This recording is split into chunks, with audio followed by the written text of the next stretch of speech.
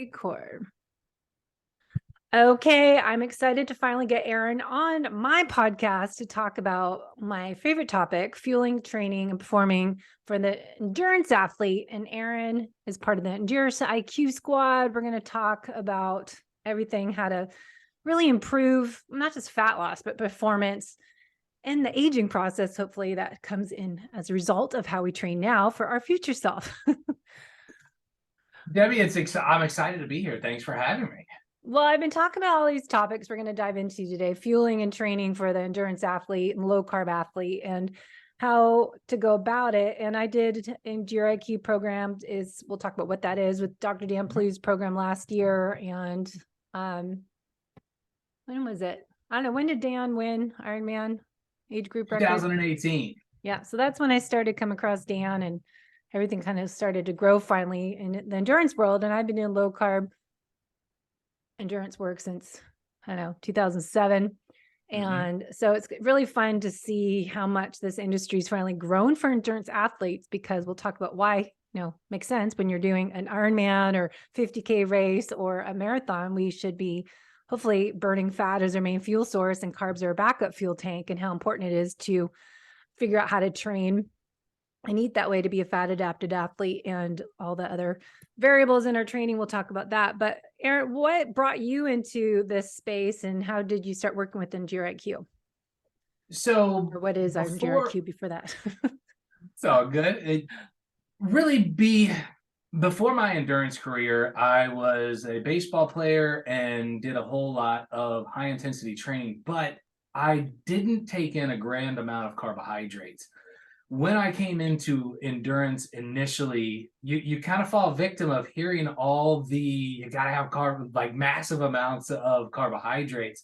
So early on, in my competition career, I really did not like the amount of carbohydrates in the diet that I was having to consume to maintain energy levels. And with that, I am a research-brained individual, so I really started to dive into some of the science behind it, and that's where I ended up coming across Dan. And Dan at that point had been involved in low carbohydrate diets for a number of years and had shown a great amount of success and research behind that success, which made me dive a little bit deeper. And with that, implementing that low carb lifestyle for most of my training really fit everything that I had done up to that point. I felt more comfortable. I didn't feel like I was just scarfing down, whether it be sugars, whether it be pastries.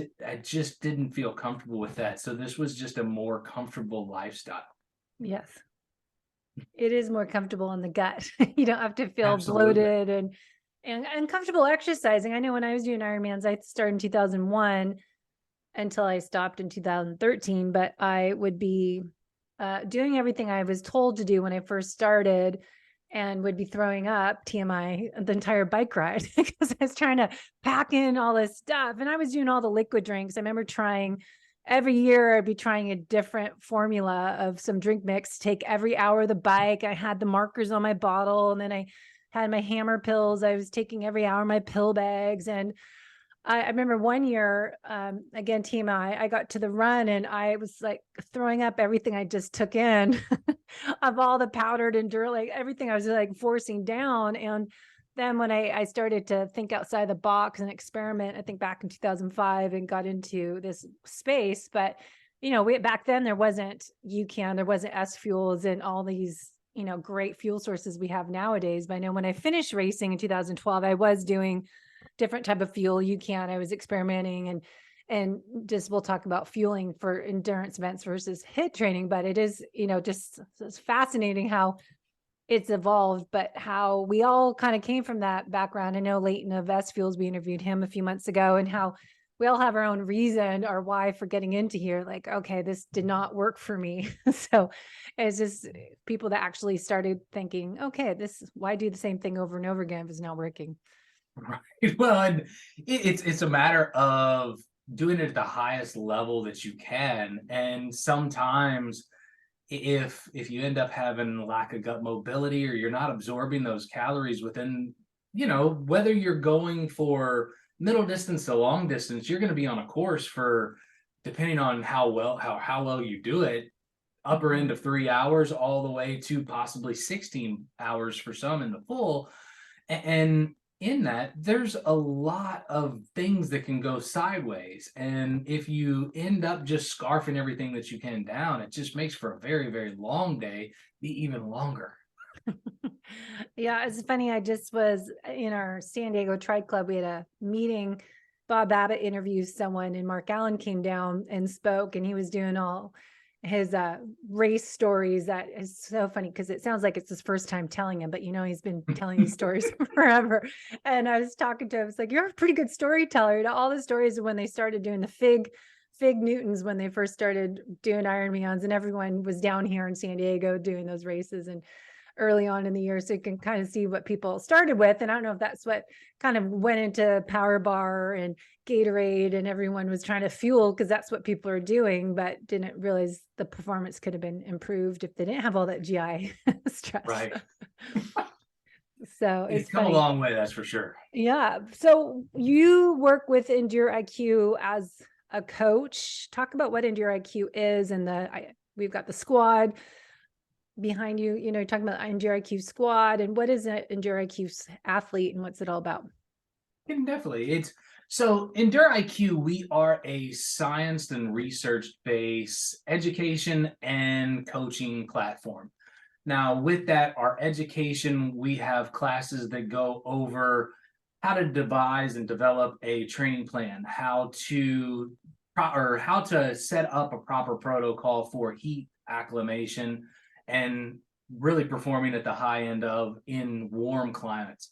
We have another one that allows you to kind of understand some of the analytics from some of the numbers that we're able to gather from our Garmin's, from our Polar, from our bike cycling computer information.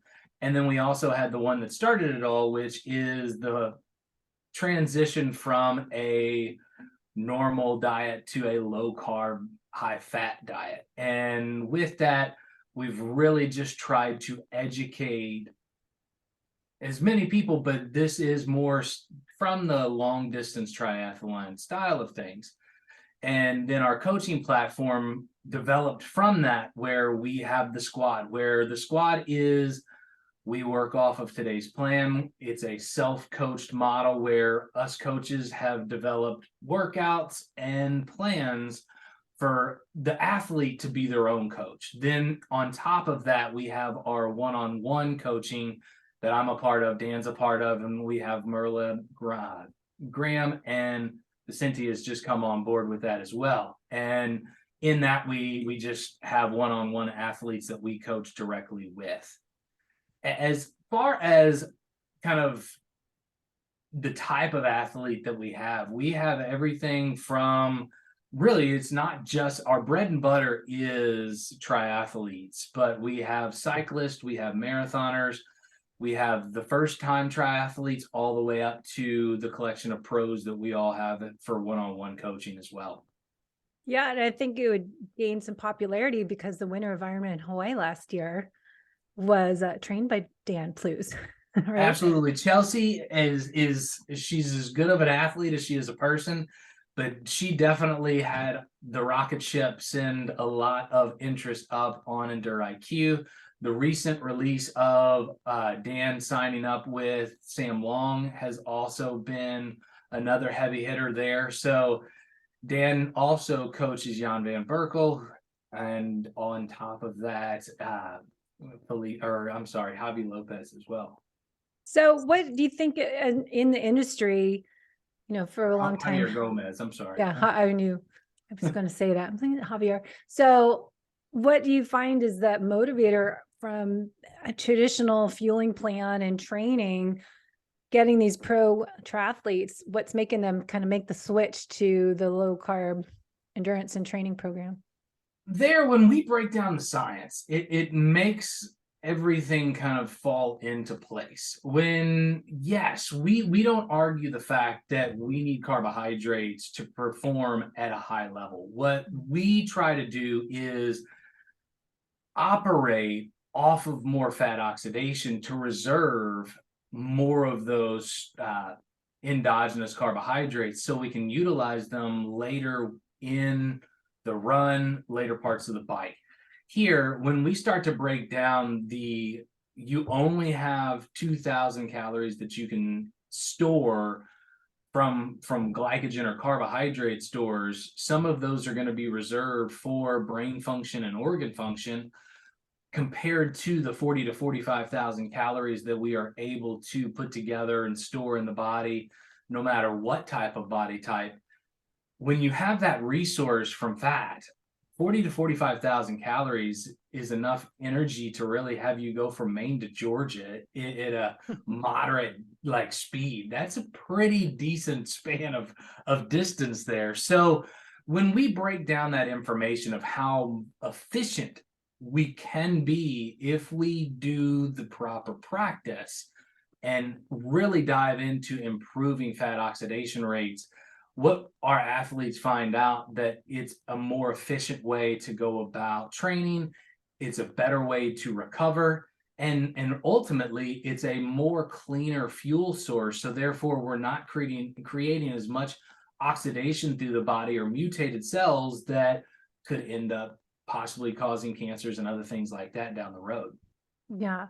So proper practice. So is that, training the body to be more efficient at burning fat at higher heart rates and be able to test, in their training, figure out how they should train. We talked about the 80-20, that 80% of the time they're doing that lower heart rate training, 20% of the time they're doing more the higher intensity interval training. So the way that we talk to our athletes about this is we want to take the time to digest what the goals of that particular workout are. Mm-hmm. And based on what those goals are, that's typically going to attack one of our three main energy systems within the body. Based on that, we want to then maximize our opportunity to utilize that particular energy system. So if you're going in, to kind of talk about that 80-20 philosophy that you just brought up, 80% of the time we want to go super easy. We want to create mitochondrial density. We want to develop capillary response. And also the goal in that phase should be to increase fat oxidation. With that, you are going to go very, very easily well below the LT1 or up to the LT1 heart rate zone. And with that, you are going to utilize an oxidized fat as long as you do not introduce high amounts of carbohydrates, high amounts of sugar. So within these particular practices and these particular workouts, what we are going to advise our athletes to do is introduce fats or proteins within that workout. Leading through the first 2 hours, we will just keep with can we start over there? I went down a rabbit hole there that I wasn't too happy with. Yeah. Hold on. Okay, so going back to the 80% of the time, what's the purpose of that for training there?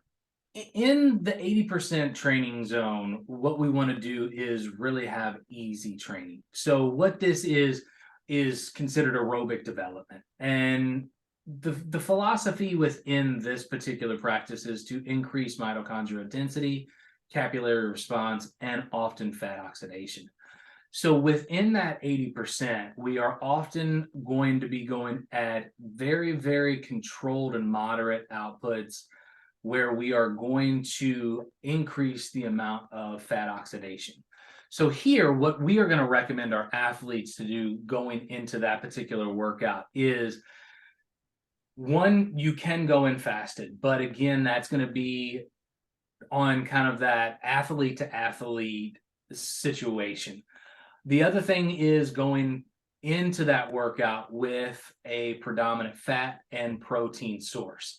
With this, we are not going to do anything to stop or blunt fat oxidation. So anytime that we create or we input higher sugars or carbohydrates, what we are going to do is we're going to close down the GLUT4 in the in the pancreas, which is going to prevent some of fat oxidation taking place. So by starting that workout with a fat or protein source, we are going to keep level spike-free insulin levels, which is going to allow us to really start to dial in and oxidize fat at our highest capability. Now, with that, we are going to recommend our athletes to start off with either water or electrolytes, and then kind of maintain that for the first 2 hours. Now, depending on how the athlete has progressed through the metabolically flexible aspect of things, so how well they metabolize fat and how well they metabolize carbohydrates, it's going to get a little bit different from that particular time forward. The more metabolically flexible athlete, we can continue to drive that time zone out while still taking in water and electrolytes and preventing that carbohydrate. Where some athletes that are a little bit more carb dependent will start to have to funnel in a little bit of carbohydrate at that 2-hour window. Now, what we are going to do to try to drive that number over time is workout over workout of these types. We're going to try to extend that time out. So that individual that maybe went 2 hours, the next week, we're going to try to drive that up to 215, 225. And then we're going to continue to try to drive that into the 4 and 5 hour mark.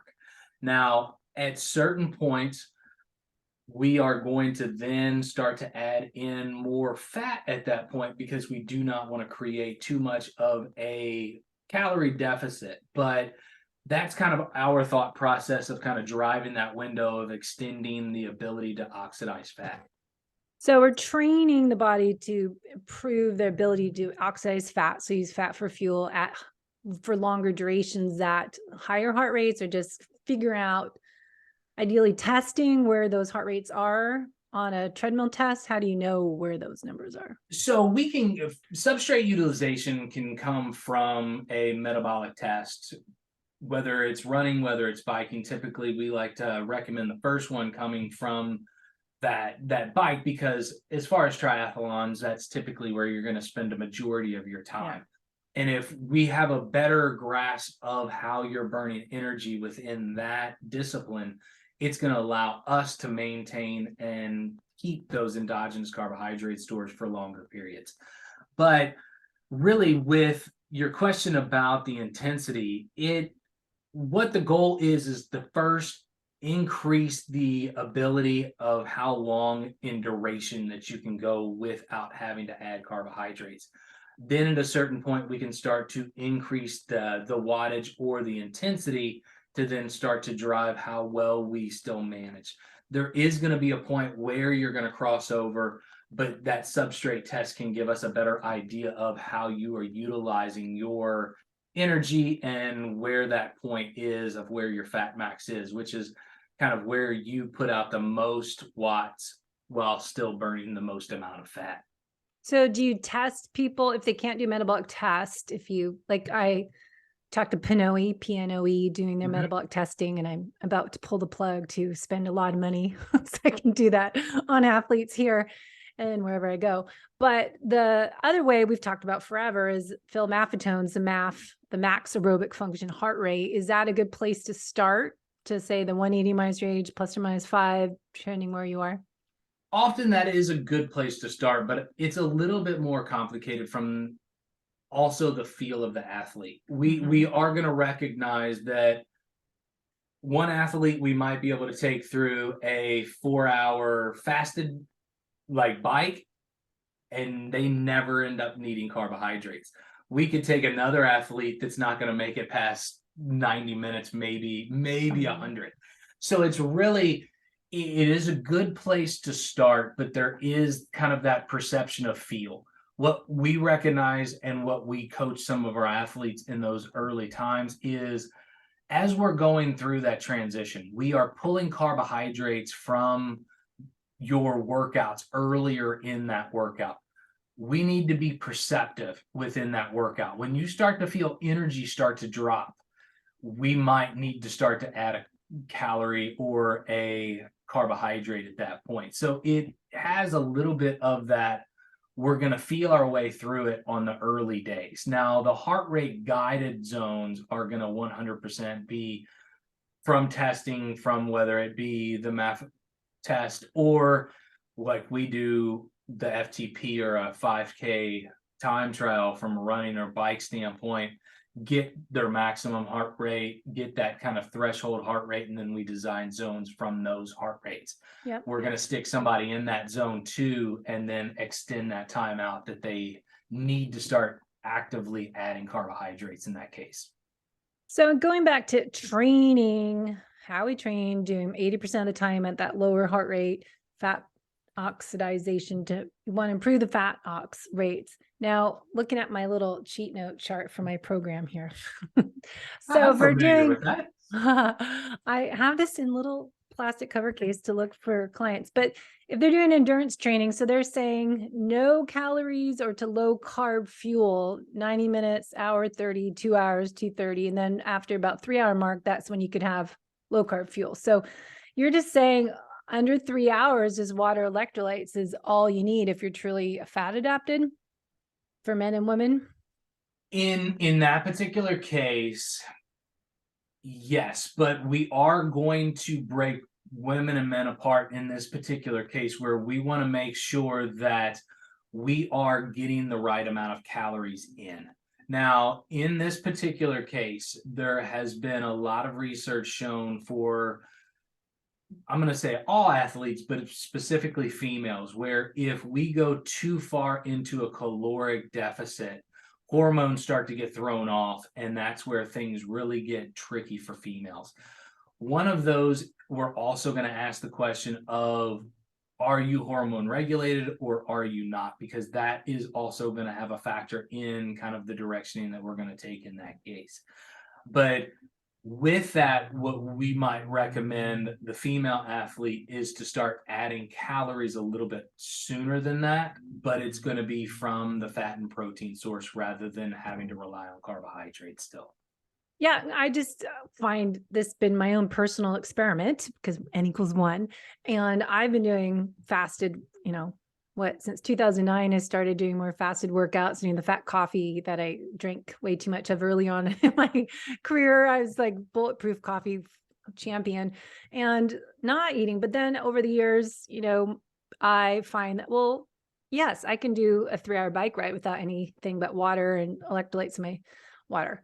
But like I was asking before, could I have been stronger, gone faster, hit a little bit more power, have more energy? So if it's taking like ketone IQ in the middle of the bike ride, or if I have like the SFuels train drink that just gives me a little bit of calories, or is it okay to give permission to eat? Because I think a lot of times we get so set listening to this information that we think, oh, I'm going to go, 3 hours. Oh, I can go 4 hours and I don't need to eat, but I would have actually felt better if I had half a bar or, something. So I think it's listening to your body, because I did this for so long and my thyroid hormones are all in the garbage again. So I think I was doing, as a female that already had adrenal exhaustion starting 2013, that my cortisol and thyroids are really low. So I always experiment like, well, yes, I don't need to eat and I don't like eating when I exercise, but I could have a little thing as SFuels train in there, or I've been trying this Laird's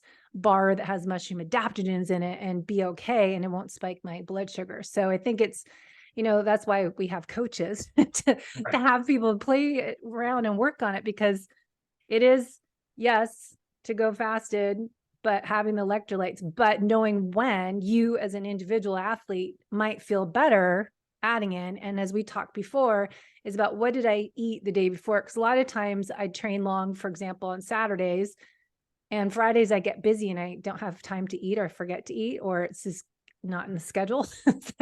that makes a difference of, okay, can I eat the time when I go for a bike ride on a Saturday, and then what did I do the day before? When did I stop eating? I think that goes all into it, because you were talking about what did you eat the dinner before? Was that at 3 o'clock or was it 7 o'clock? And looking at so much of that information is a big factor into your fueling plan. I agree 100% with that. And within that one workout, there are going to be a lot of other factors that are going to go involved. And one thing that I also recommend or advise my athletes to pay attention to after that long bike ride or after that long run, pay attention to how ravenous you are. If you come out of that workout and you can't get satisfied the rest of the day, you're just kind of sitting in the pantry looking for things to speak to you to eat. So what I would recommend is kind of evaluate, as you said, look at what you did the day before, look at what you did leading into, look at what you did in that particular workout, making subtle adjustments there to prevent that from happening. Because if we are kind of in that ravenous place, we obviously have left the body lacking something. Therefore, we need to integrate something that's going to prevent that from taking place again. And it's a matter of assessing what took place and then putting something in its place, whether it be before the workout, whether it be during the workout, to prevent that ravenous side of you coming out after the workout. If you're going to binge for the next 4 hours, it's probably you didn't eat enough. So it goes back to that low energy availability for men and women athletes that we talk about in the program. That, I think like Fridays I'll lift and go for an easy run, and then I do master swimming, and usually I work and then have early dinner, but then it's like lunch doesn't have time for lunch because I'm gonna eat dinner at 5. And so it's just like, oh, I only ate one really good meal and I'm trying to hit my protein goals, and you're supposed to get 30-50 grams of protein every 4 hours, and then that doesn't always happen. So I think there's so much to fueling and training the athlete. So you're performing great on that low bike ride day, but you have to plan ahead and actually prepare in your head when you're going to eat and what can you eat. And if you're working and if you're, doing workouts, you have to really organize in advance your fueling plan. Food prep and fuel planning is one of the most important things that I feel athletes can do, just because if it's there, it takes the guesswork out, but two, it also kind of removes that decision of, okay, well, what am I going to have? It's right there. Let's just grab it. Let's go. I'm supposed to take this at 11 o'clock. I'm going to take this at 11 o'clock. It's going to fit perfectly within that 2 o'clock workout or whatever time that might. It's just kind of planning that specific out. And especially it's extremely vital going into those big days. You want to make sure that you do have the calories, you are hydrated. So making sure that the days leading into that, you're just not putting it on the back shelf and thinking that it's going to work out on its own. Yeah. And it goes back to talking about fasted morning exercise, after that breakfast comes after you work out, that you have, good quality protein, nutrient dense whole foods. And it's easy to, get home, shower, got to get ready and get to work. And you're like, oh, I still haven't eaten yet. So that's why I think it gets in trouble. Me personally is, I had to plan ahead. Example, today, I went for a run at the beach and did speed intervals and did some leg work, hill repeats, and then came home, showered, and then I had to get on a call. And, I had to plan that, I had 9 a.m. open before my 9:30 call. And luckily I have a husband that cooks and heated up food for me. So I had, extra burger that he made yesterday with cheese and bacon, and then a half a potato that he made with bacon. And it was just great because I swim, as I said, 11:45. So I have to plan, or else I don't eat. Or you could do that, decision-making fatigue. You're going to go get a bar or something that's processed. And ideally we're eating our nutrition from real food that has the nutrient dense quality sources of food, not the crap. That I think that's when you get in trouble. If you don't plan ahead, you eat crap. Well, and that's something that I always tell my athletes is that if we're put into a decision at that point, our brain kind of takes the wheel in that case. And sometimes when we see something that's going to look good to us, and our brain is then going to say, well, we're going to grab that. And next thing you know, it most likely is not going to be the most efficient, because it wasn't our body that made the choice. It was our just saying that looks good. Yeah. But if you're at your own home, hopefully you don't have that crap in your house. That is true. And we try to remove that, because I often tell athletes, if you don't have it in your house, you're less likely to go I'm going to go drive to the store to pick up that. I'm just going to eat something here. My trouble is if you go to work, say, sometimes I go work at a coffee shop and there's nothing to eat. And then there's like, okay, I can have their gluten-free avocado toast, or I can have a gluten-free banana bread and get some butter on it. It's like, okay, that's not a good option. So it's easier sometimes just not to eat. But anyways, so I want to also talk about that 80% is endurance training as we're training for, say, an Ironman or a 50K trail run or marathon cycling event. But what if we are adding in, or when should we add in that 20%? What is the 20%? And then how do we fuel and train for that? So the 20%, I mean, based on what your weekly volume is going to be, is going to, of course, kind of have a little bit of a trigger of how frequent that 20% is. So for some that might be in that 30 hours, that's going to be far more time invested on swim, bike, and run in an intense fashion than it's going to be somebody that's doing 8 or 9 hours worth of training. So with this, we traditionally want to make sure that we implement some of that high intensity, because with that low intensity, as we talked about, one of the things that we're trying to improve is the overall mitochondrial density. Now, with the higher intensity work, that's also going to allow our mitochondria and biogenesis to get a little bit more efficient in the transition to take nutrients and turn it into and convert it into energy at that case. So by adding that 20%, whether it be VO2 max work on run, bike, or swim, whether it be threshold work on any one of the three, we want to make sure that we are implementing this particular work based on what phase you're in. Now, as you get a little bit closer to kind of race specific, that's going to take more of the form of kind of sweet spot or steady state effort, race simulation style work. But up until that point, early in the season, when you're, say, in your general base build, you're going to have 80% of that on that endurance or aerobic building. Then you're going to take 20 of that and dedicate it towards whether it be VO2 max or threshold work. Now, with that, we are most likely going to tap into the anaerobic glycolytic energy system in that case, which is kind of that energy system that's going to really kind of give us from that roughly about 11-second mark to up to 5 minutes in that case. So there we are going to be, if we do not, so in this case, Debbie, we, depending on the length of that training session, could determine and give us the idea of what and when we need to add carbohydrates with that. At the start, we still want to be able to oxidize fat, but we want to take in some of that from endogenous carbohydrate stores. So that's going to be from some of the food that we have consumed in prior meals. So with that, you roughly, if you're eating some carbohydrates, you're going to have anywhere from 60 to 90 minutes of energy to burn from endogenous carbohydrate stores at that point. So if that workout does not fall outside of that timeline, you might not have to introduce carbohydrates within the workout. Now, if you kind of get past that 60 minutes, that might be the time where you want to start to add maybe 20 or 30 grams of carbohydrates to get you to the end of that routine. But going in, one of the things that we coach our athletes is maybe taking that carbohydrate, upping the carbohydrates on that last meal, the dinner before.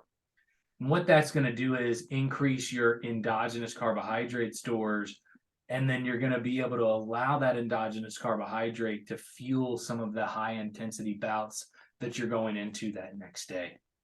Yeah, there's a lot of thoughts there. I think that's what we talk about. Fasting is 12 to 15 hours overnight from your dinner until after your workout. So I think that's reasonable, is that 12-hour. And I know Ben Greenfield, I've done his coaching program working as a coach for them.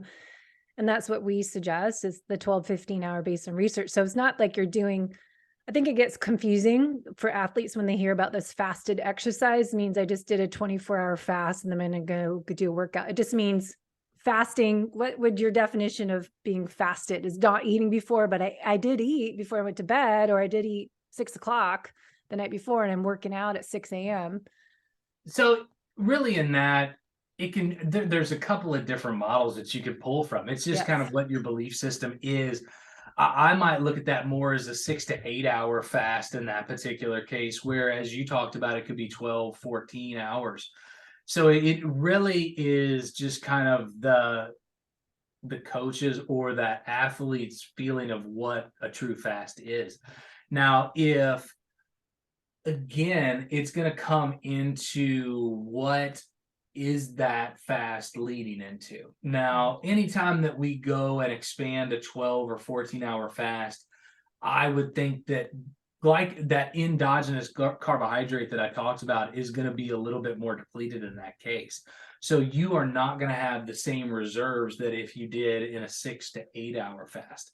So I think that right there would need to come into a little bit of the play of the mind of the athlete, is if it's a little bit extended past that 8, I might not have, based on what I also had in that previous meal, 8 hours, 12 hours, 14 hours before, what was that, what like macronutrients were across the board in that? And if your macro in carbohydrates was low there too, I would expect that high intensity workout is going to be a struggle. It's going to be a tough one. And as you talked about a little bit earlier, where if I would have taken it a little bit, would that have given me more watts? Would that have given me a little bit more effort and ability to push a little bit harder, a little bit longer? And I think the answer in that case is a yes. I would not look at a 12 or 14-hour fast, especially with maybe that last meal being depleted in carbohydrates, and expect to have a great showing in that high intensity work. I would more bring that down closer to 6 or 8, have carbohydrates in that meal, and then allow those to be stored within the muscle, and then utilize that as your energy through the early part of that routine. And if the routine extends, then adding a little bit more of a carbohydrate base to keep that energy high. And that's why I think you need a coach to help you work it out. Because for me, I tend to eat lunch at 3 o'clock, and that's kind of my dinner. So I don't eat a lot or anything unless I'm hungry, because I'm trying to just go, if you're hungry, eat, not ignore that. It's like, oh, I already ate, I'm done for the day. But I'm trying to pay attention to my body. If I feel like I'm hungry, I'll go eat something. But my main meals, say 2 to 3 p.m. If I'm not eating until, I'm not eating anything but maybe some heavy cream in my coffee, because I can't do it black. And my spin class says 6:15 in the morning, and I'm going to lift weights for half an hour before. That's when I think, oh, that's been a long time since I ate. And then did I have any carbs? Because we have this fear of carbs. So I'm trying to add like potatoes, root vegetables as my carbs, put them in with my protein fats. So for example, there, if it's 6:15 in the morning, my workout's not a fat burning workout. I'm trying to do power and get my, we're doing 30-second, minute to 2-minute intervals.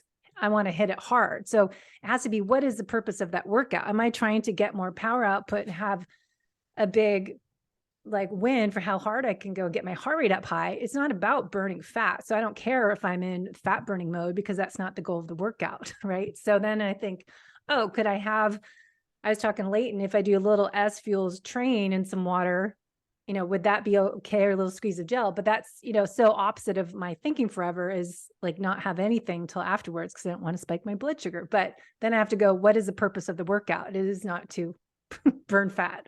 It's to perform better. Well, and that, we talked about it earlier. It's kind of diagnosing what that goal and what physiological adaptations you want to get from that particular workout. And when I hear you going into your strength workout, so you are going kind of in, whether it be the ATP CP system or you're going into the anaerobic glycolytic energy system, you are burning those dwindled carbohydrates that you already had on your body. So when you then go into a very, very tough bike routine, you're going to really, I just see the energy levels being very, very on the non-optimal side, because you just depleted what you're going to be pulling most of your energy from in that case.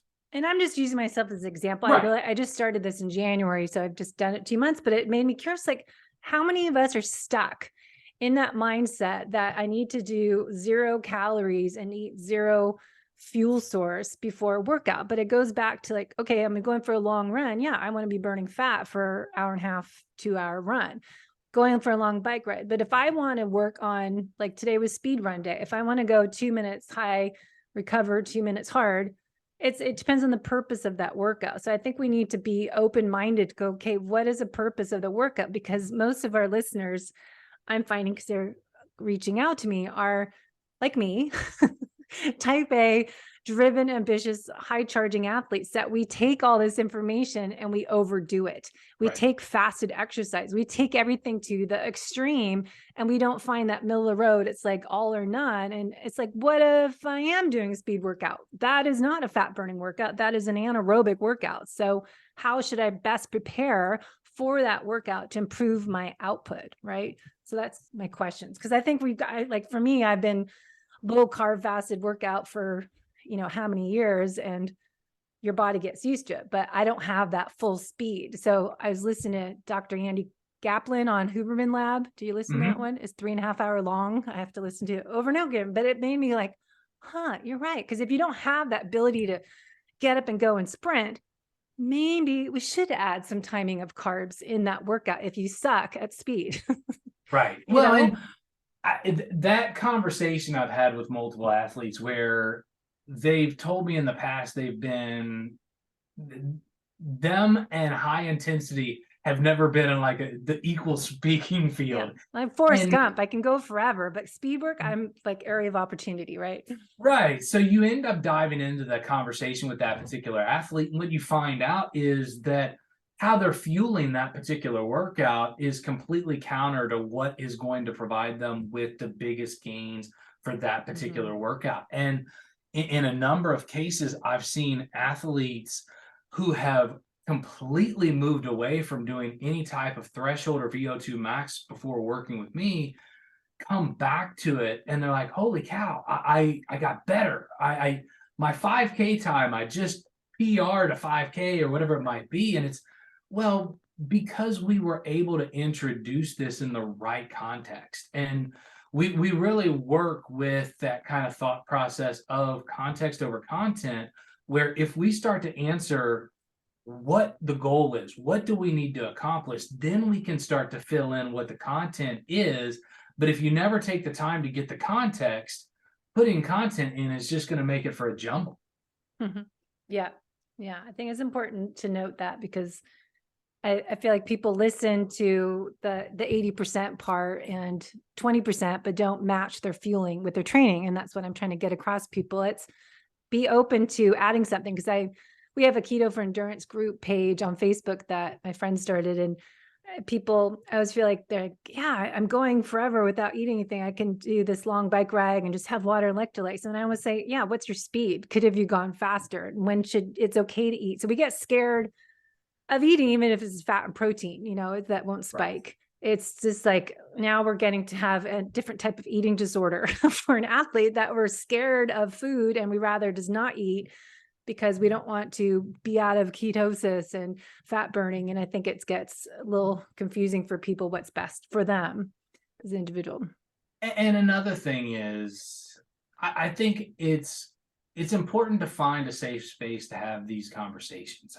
I think sometimes there are dynamics in chat rooms and other places where it becomes more defensive than an actual conversation. And having an open dialogue with this, I find to be very, very important, because you might not even agree with what they're saying, but at least you can trade some ideas and make some new assessments and evolve your thought process to a different thought process and find out, okay, well, there might be another way to do this or go about this in an efficient way. And I think sometimes in some of those arenas, you end up asking a legitimate question, and then the masses end up, I don't want to say beat you up, but put you in a defensive manner, and then you just end up getting timid and back. And I think that Debbie, ends up creating a worse environment for that athlete, because now they don't have an outlet to go to ask that question and get some quality directioning when that's what they were really looking for, that connection Support. in that group for. Yeah, no judgment. Yeah. Share and support each other, but don't judge. Everyone's different. Absolutely. And having the open dialogue, because there are more than one way to get from point A to point B. And it's just there's more resourceful ways for individuals, and being open to take those in and try them out. Yeah. It's gonna help anybody. So I know I'd run out of time with you because this is my favorite topic, but train low, race high. What would you describe that as? I know we just have 10 minutes, but that, and then also we didn't get to the fat adaptation process of people switching over, which I've done in a previous podcast on my own from what they talk about. So train low, race high is always a big question. Talk about what that is. So train low, race high is, I mean, kind of what it says. It's training low on carbohydrates with the impression of racing high. Now, the race high standpoint is also going to translate in your race simulations. It's also going to translate in some of those higher intensity workouts that we just talked about. But it's predominantly getting if you're living by that 80-20%, that 80% is very, very low intensity, and you want to increase your fat oxidation. So in that, we want to decrease the amount of carbohydrates. There is no reason to allow 100% of that 80% to be driven by carbohydrates. In some people, it could very well be 100% of that 80% could be driven off of low carbohydrate. In other cases, it could be 80%, 70% of carb that you need. But in that low carb or train low, race high, it's just managing the carbohydrates to a lower amount. It's not being keto. It's not restricting yourself to 10, 15, 20 total grams of carbohydrates a day. It's fueling the activity and fueling the exercise that you have. So if you are in 80% aerobic work, let's take in the nutrients from fats, from proteins, to allow the body to adapt and drive the amount of fat we're able to burn within those particular workouts. And in that, it's going to allow that reserve of our endogenous or stored carbohydrates to allow us to get to the back portion of that event and have the energy to go kick ass. So if you're doing a race and you want to kick ass in a race, you're not just trying to finish it. So you're going to be higher heart rates. You're going to be burning more carbohydrates. You might be close to that metabolic crossover point when you're racing. So on the kind of the EnduroIQ, Dr. Dan Plu's method of building up, he has kind of a taper. So if you're doing, so I must say the low carb daily average doesn't necessarily mean you're 50 grams a day, because that's more people that are not athletes. So I think people that are athletes, endurance athletes, especially triathletes, are training a lot more than a normal person. And your carb that intake normally might be, like Dan suggests, like 100 to 130 grams is a typical for athletes. And I know Ben Greenfield said he's had people up to 200 to 300 grams of people are like crazy athletes. So it depends on the person. But so say that's your day-to-day kind of average intake is, say, 100 grams of carbohydrates of nature's quality carbs, not crappy carbs. And then leading up to race, suggestions on, adding in a little bit more carbs if you are doing more of a anaerobic race pace intervals in a race. 3 to 4 days out, we start to increase 50 to 60 grams of carbohydrates to that total a day. So the key that I recommend my athletes is we don't want to just take them all in at one place. We want to do it kind of in a drip effect, because our body does have an amount that it's going to be able to absorb per hour. So I recommend that total going up from, whether it be 100, 130, 140 grams, to just kicking that up to 50 to 60 grams on top of that per day, but spreading it out through the course of the day so it's not coming through 2 or 3 or 4 meals. Because what I want to make sure that you do is you absorb all of the carbohydrates that you are taking and we are starting to build up that endogenous carbohydrate store. So when we hit and toe that line, our stores are going to be fully ready to go from that case. So our recommendation is to start to pick up 50 to 60 grams of carbohydrates 3 to 4 days out. Then going in on race morning, we advise to avoid any type of sugar. So the amount of athletes that I have tell me either they take a cup of applesauce, a banana, blueberries.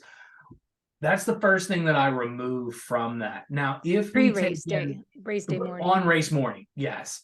And if we take in a carbohydrate, it's typically I push more towards a resistive starch, whether it be nice rice cooked the night before, or oatmeal or overnight oats that were prepared the night before.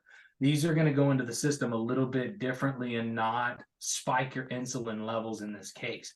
Because the last thing that we want to do is put all this time into our training regime to increase and drive our fat oxidation rate, to go in, have a big sugary breakfast, and throw everything off from the get-go before we even get to the start line. So pulling away from some of the sugar, just eating enough to get yourself satiated. Hit that start line. We go through the swim in that particular case. You're not going to be able to fuel when you're swimming. Coming out, I traditionally advise my athletes, depending on if it's a full or a half distance triathlon, we're going to introduce carbohydrates roughly around that 30-minute point on the bike, and then start to take them consistently throughout the rest of the event. Now, our work with SFuels, we like to utilize that highly branched cyclic dextrin, which is the active carbohydrate in the Race Plus formulas. And with that, it's just a very highly absorbable carbohydrate, and also is highly gut mobile. So it moves through the gut and doesn't allow things to start building up. And in that, we're going to recommend our athletes to take in between 40 to 60 grams of that highly branched cyclic dextrin per hour, because that kind of falls right in what you're able to absorb on an hour-to-hour basis. So that's 60 grams per hour, but you do it ideally like 20 grams every 20 minutes kind of thing. Roughly, it really depends on the conditions and the athlete. Some might just, every time that they tick over a 5-mile split, which might be 12 or 13 minutes for some, boom, take a swig. For others, every time you have your watch beep for a 15 or 20 minute segment, take a sip. But it's going to be kind of developed and specific to that particular athlete. Yeah. I'm picturing Ironman Hawaii when it gets to be really hot and windy, and then you're like, last thing I want to be doing is taking anything. And then especially when your fuel gets warm and then it tastes horrible, and then you're like, I'm not taking it down. For a long day in that case, though. Yeah, that's when hopefully you want to have that good aerobic engine developed, because when you can't take anything in, you can depend on your ability to burn fat. So absolutely.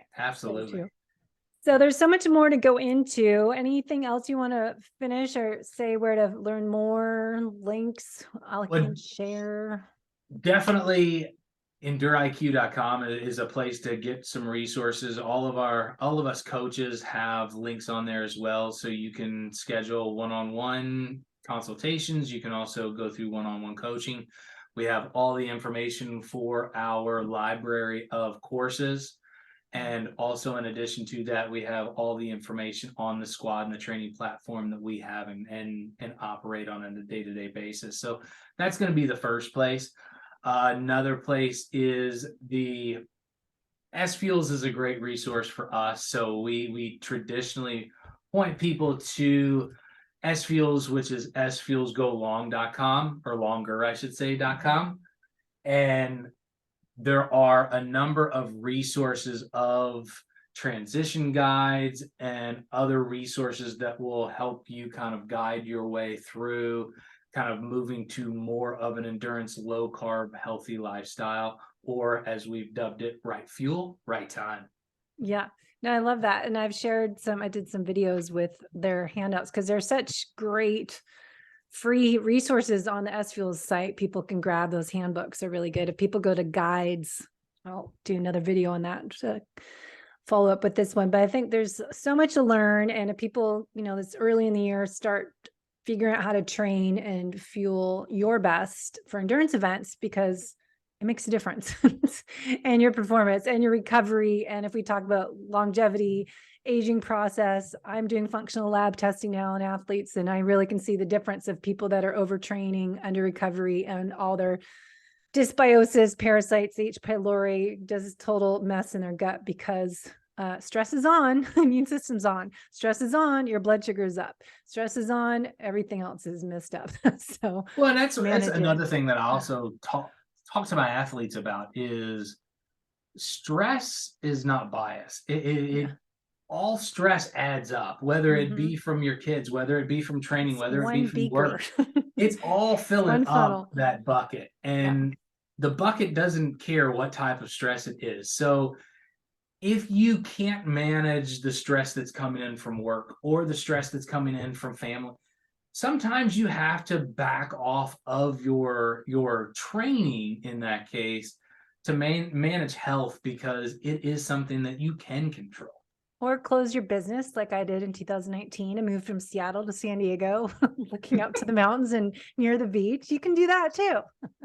Change your whole life. But yeah, stress is, that's my whole platform, is chronic stress impacts the whole you. And there's a reason why I'm not doing racing anymore, because I broke myself. So that's what my mission is, to help athletes avoid getting to that point. And you can do all this stuff and be preventative, so you can enjoy a long, healthy racing career and do it as you age, because you love racing and you love the community and you have fun with it. But you can easily do it wrong, and a lot of people burn the candle at both ends and overdo it. And as you said, there's no different buckets. Your brain hypothalamus doesn't discriminate which type of stressor. It just all goes into one bucket. So you can easily overfill that bucket if you're doing too much of everything.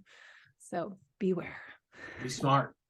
Yeah, be smart. I don't know if people know how to do that either, but Hey, like you said earlier, that's the reason of getting a coach. They kind of pull that craziness down a little bit. yeah, pull it down.